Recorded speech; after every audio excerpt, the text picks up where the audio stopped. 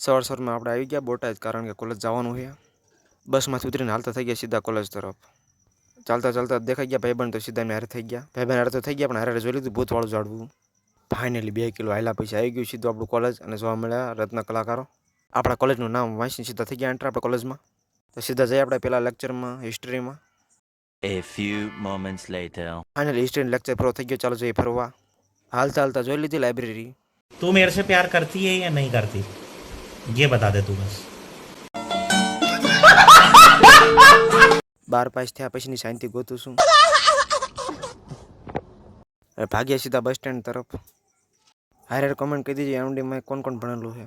Depot પાસે આવી ગયા સીધા કાજીભાઈના ભૂંગળા બટાકા ખાવા માટે. કહેવાય છે બોટાદના પ્રખ્યાત છે કાજીભાઈના ભૂંગળા બટાકા. આપણે કર્યો છે સમોસાનો ઓર્ડર. ચાલો આપણે ટેસ્ટ કરીએ કેવા છે. એક નંબર હો, બાકી કાંઈ ઘટે નહીં. તો આપણે ખાલી થશે મસ્તકાના સમોસા. જઈએ સીધા ઘર તરફ. આવી ગયા ડેપોએ. આપણે બસનો કરવા લાગ્યા છીએ વેટ. જોઈએ ક્યારે બસ આવે છે. A few moments later. તો ફાઇનલી 2 કલાકની રાહ બાદ મળી ગઈ છે આપણને બસ. તો આજનો વ્લોગ અહીંથી એન્ડ કરીએ છીએ. બધાને જય દ્વારકાધીશ, હર હર મહાદેવ.